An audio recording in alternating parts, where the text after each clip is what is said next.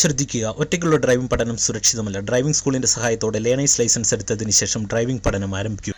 Hello friends, ഡ്രൈവിങ്ങിനിടയിൽ ഒരുപാട് വാഹനം ഓടിച്ച് എക്സ്പീരിയൻസ് ഇല്ലാത്തവർക്ക് വാഹനം ഓടിക്കുമ്പോൾ സംഭവിക്കുന്ന ഒരു വലിയ അബദ്ധം അല്ലെങ്കിൽ ഒരു വലിയൊരു മിസ്റ്റേക്കിനെ കുറിച്ചാണ് ഈ വീഡിയോയിൽ നിങ്ങളുമായിട്ട് ഷെയർ ചെയ്യുന്നത്.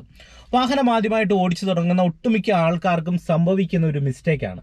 എന്നാൽ നമ്മൾ വാഹനം ഓടിക്കുമ്പോൾ ഇത് ഒഴിവാക്കി വാഹനം ഡ്രൈവ് ചെയ്യണം. എന്നെങ്കിൽ മാത്രമേ നമുക്കൊരു വാഹനം പ്രത്യേക ഒരു ബാലൻസോടെ ഡ്രൈവ് ചെയ്യാനായിട്ട് കഴിയത്തുള്ളൂ. ഇല്ലെങ്കിൽ നമ്മൾ പ്രതീക്ഷിക്കാത്ത രീതിയിലുള്ള അപകടങ്ങളൊക്കെ ഡ്രൈവിങ്ങിനിടയിൽ സംഭവിക്കാൻ സാധ്യതയുണ്ട്. എന്താണെന്ന് ചോദിച്ചു കഴിഞ്ഞാൽ ഞാൻ ആ ഒരു വിഷയം നിങ്ങളെ വാഹനം ഓടിച്ച് തന്നെ കാണിച്ചു തരാം. നിങ്ങൾ വീഡിയോ പൂർണ്ണമായിട്ട് കാണാൻ ശ്രമിക്കുക. വീഡിയോ ഇഷ്ടപ്പെട്ടാൽ മറക്കാതെ ചാനൽ ഒന്ന് സബ്സ്ക്രൈബ് ചെയ്യുക, വീഡിയോയ്ക്ക് ഒരു ലൈക്ക് തരിക. അതോടൊപ്പം തന്നെ ഈ വീഡിയോ നിങ്ങളുടെ ഡ്രൈവിംഗ് പഠിക്കുന്ന കൂട്ടുകാരുടെ ഇടയിലേക്ക് ഒന്ന് ഷെയർ ചെയ്ത് നൽകുക. ഇനി എന്താണ് ആ ഒരു മിസ്റ്റേക്ക് എന്നുള്ളത് ഞാൻ വണ്ടി ഓടിച്ച് നിങ്ങളെ കാണിച്ചു തരാം. നിങ്ങളിത് കൃത്യമായിട്ട് ഒന്ന് ശ്രദ്ധിക്കുക. അതായത് വാഹനം ഓടിക്കുന്ന തുടക്കക്കാർക്ക് ബ്രേക്കും ആക്സിലറേറ്ററും കൺട്രോൾ ചെയ്യുന്ന സാഹചര്യത്തിലാണ് ഈ ഒരു വലിയൊരു മിസ്റ്റേക്ക് വരുന്നത്. അതായത് മുന്നിൽ പോകുന്ന ഒരു വാഹനം തീർത്തും സ്ലോ ആയിട്ടാണ് പോകുന്നതെങ്കിൽ സ്വന്തം വാഹനത്തിന് വേഗത കൺട്രോൾ ചെയ്യാനായിട്ട് ബ്രേക്കിലേക്ക് വരുന്ന സാഹചര്യങ്ങളിൽ കൂടുതലായിട്ട് ബ്രേക്ക് വന്ന് വാഹനത്തിൻ്റെ വേഗത കുറയുകയും പുറകിൽ മറ്റു വാഹനങ്ങളൊക്കെ വരുന്നുണ്ടെങ്കിൽ തീർച്ചയായിട്ടും അവർ ഹോൺ അടിക്കും. നമ്മുടെ വാഹനത്തിന് ബുദ്ധിമുട്ടുണ്ടാകും, പുറകിൽ വരുന്ന വാഹനത്തിന് ബുദ്ധിമുട്ടുണ്ടാകും. അതുപോലെ തന്നെ വാഹനത്തിൻ്റെ ഇനി വേഗത ഒന്ന് കൂട്ടാം. മുന്നിൽ പോകുന്ന ഒരു വാഹനത്തിൻ്റെ വേഗത കൂടി, എന്നാൽ അതിനനുയോജ്യമായിട്ട് നമ്മുടെ വാഹനത്തിൻ്റെ വേഗത കൂട്ടാമെന്നുള്ള ചിന്തയിൽ വാഹനം ഡ്രൈവ് ചെയ്യുമ്പോൾ ആക്സിലേഷൻ്റെ അളവ് കൂടിയിട്ട് മുന്നിൽ പോകുന്ന വാഹനത്തോട് ഒരുപാട് അടുത്തേക്ക് പോകുന്ന ഒരു സിറ്റുവേഷനും തുടക്കക്കാർക്ക് സംഭവിക്കാറുണ്ട്. ഇത് നിങ്ങൾക്ക് ഉറപ്പായിട്ട് സംഭവിച്ചിട്ടുള്ള ഒരു കാര്യം തന്നെയാണ്. അപ്പോൾ നിങ്ങൾ മനസ്സിലാക്കേണ്ടത്, നമ്മളൊരു വാഹനം ഡ്രൈവ് ചെയ്തു പോകുന്ന സാഹചര്യങ്ങളിൽ ചിലപ്പോൾ മുന്നിൽ പോകുന്ന ഒരു വാഹനത്തെ ഓവർടേക്ക് ചെയ്തു പോകാതെ മുന്നിൽ പോകുന്ന വാഹനത്തിൻ്റെ വേഗതയ്ക്ക് അനുയോജ്യമായിട്ട് വാഹനം ഡ്രൈവ് ചെയ്യുമ്പോൾ പ്രത്യേക ഒരു ബാലൻസോടെ നിങ്ങൾ ബ്രേക്കും ആക്സിലറേറ്ററും കൺട്രോൾ ചെയ്യേണ്ട ഒരു സിറ്റുവേഷൻ വരും. ഇപ്പോൾ ഞാൻ അതിനൊരു ഉദാഹരണം നിങ്ങൾക്ക് പറഞ്ഞുതരാം. ഇപ്പോൾ നിങ്ങൾ നോക്കുക, മുന്നിലായിട്ട് ഇതേ ഒരു KSRTCയുടെ ബസ് പോവുകയാണ്. ഓക്കെ, എൻ്റെ കാലിതേ മെല്ലെ ബ്രേക്കിലേക്ക് വരികയാണ്. ഈ ഒരു സമയത്ത് ഞാനിതേ മുന്നിൽ പോകുന്ന വാഹനം ആവറേജ് സ്പീഡിലാണ് പോകുന്നത്. അപ്പോൾ ഞാനിവിടെ ബ്രേക്ക് ചെയ്ത് വാഹനത്തിൻ്റെ വേഗത കൺട്രോൾ ചെയ്യേണ്ടതായിട്ടുണ്ട്. നിങ്ങൾ നോക്കുക, ഇത് എൻ്റെ കാലം മെല്ലെ ബ്രേക്കേ വരുന്നു, ഒരു നിശ്ചിത സ്പേസ് ഇട്ടാണ് പോകുന്നത്. അപ്പോൾ ഇത്തരത്തിലുള്ള സന്ദർഭങ്ങളിൽ നിങ്ങൾ മനസ്സിലാക്കേണ്ടത്, മുന്നിൽ പോകുന്ന വാഹനത്തിൻ്റെ വേഗതയ്ക്ക് അനുയോജ്യമായിട്ട് നിങ്ങൾ ബ്രേക്ക് ചെയ്യണം. ഇതേ ഞാൻ ബ്രേക്ക് ചെയ്യുന്നു. ഓക്കെ, ഇവിടെ മുന്നിൽ പോകുന്ന വാഹനം സ്ലോ ആയി. അപ്പം ഞാൻ ചെയ്യുന്നത് ബ്രേക്കിലും വന്ന് ക്ലച്ചിലും വന്നിട്ട് ഗിയർ ഡൗൺ ചെയ്ത് കൊടുക്കുകയാണ്. ഞാനിത് 4th നിന്ന് ഗിയർ ഡൗൺ ചെയ്ത് നേരിട്ട് 2nd ഗിയറിലേക്ക് ഇട്ട് കൊടുത്തു. വീണ്ടും എൻ്റെ കാലിതേ ക്ലച്ചിലും ബ്രേക്കിലും വരികയാണ്. ഓക്കെ, ഇവിടെ ഞാൻ ടേൺ എടുത്തു. ഓക്കെ, വീണ്ടും വണ്ടിക്ക് ഞാൻ മൂവ് ആക്കുന്നു. ഇപ്പോൾ മുന്നിൽ പോകുന്ന വാഹനത്തിന് വേഗത കൂടിയപ്പോൾ ഞാനിതേ ആക്സിലേഷൻ കൊടുത്ത് വണ്ടിക്ക് മൂവ് ആക്കിയിട്ട് ക്ലച്ച് ഔട്ടിയിട്ട് 3rd കൊടുത്തു. നിങ്ങൾ നോക്കുക, ഇവിടെ നമുക്കിനി ആക്സിലേഷൻ കൊടുത്തു പോകുന്നതിൽ തെറ്റില്ല. അപ്പോൾ നിങ്ങൾ മനസ്സിലാക്കേണ്ട ഒരു കാര്യം, മുന്നിലൊരു വാഹനം പോകുന്ന സാഹചര്യങ്ങളിൽ ആവറേജ് വേഗതയിലാണ് നിങ്ങളുടെ വാഹനം പോകുന്നത്, അല്ലെങ്കിൽ മുന്നിലൊരു വാഹനം പോകുന്നതെങ്കിൽ നിങ്ങൾക്ക് ചെയ്യാൻ കഴിയുന്ന ഒരു മാർഗ്ഗം എന്ന് പറഞ്ഞാൽ നിങ്ങൾക്ക് ആക്സിലേഷൻ വെച്ച് തന്നെ വാഹനത്തിന് വേഗത കൺട്രോൾ ചെയ്യാം. ഇപ്പം ഞാനിതേ ചെറുതായിട്ട് ആക്സിലേഷൻ കുറച്ചപ്പോൾ വണ്ടിയുടെ വേഗത കുറയുന്നു.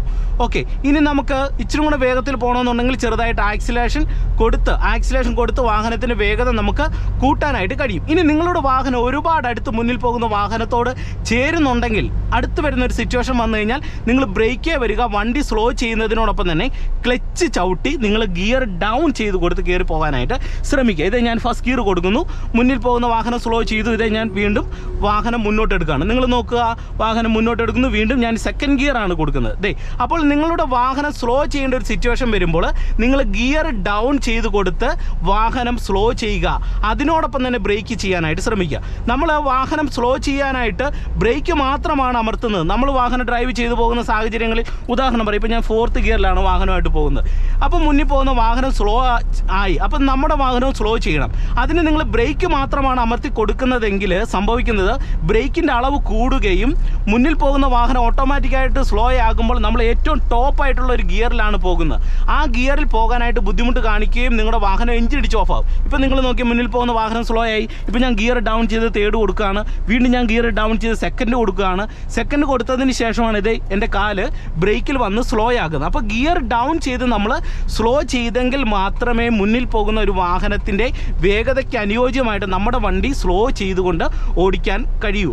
ഇത് വളരെ പ്രധാനപ്പെട്ട ഒരു പോയിൻ്റാണ്. ഇത് നിങ്ങൾ കൃത്യമായിട്ടും ശ്രദ്ധിച്ച് വേണം വാഹനം ഓടിക്കാനായിട്ട്. കാരണം നമ്മൾ വാഹനം ഡ്രൈവ് ചെയ്തു പോകുന്ന അവസരങ്ങളിൽ ബ്രേക്കും ആക്സിലേഷനും ഇത്തരത്തിൽ നമ്മളൊരു പ്രത്യേക ബാലൻസോടെ ഡ്രൈവ് ചെയ്തെങ്കിൽ മാത്രമേ നമുക്ക് അപകടം ഇല്ലാതെ ഒരു വാഹനം ഡ്രൈവ് ചെയ്യാനായിട്ട് കഴിയത്തുള്ളൂ.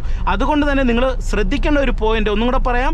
മുന്നിലൊരു വാഹനം ആവറേജ് വേഗതയിലാണ് പോകുന്നതെങ്കിൽ നമുക്കൊരു 3rd ഗിയറിലും 4th ഗിയറിലും ഒക്കെ പോകുന്നതിന് തെറ്റില്ല.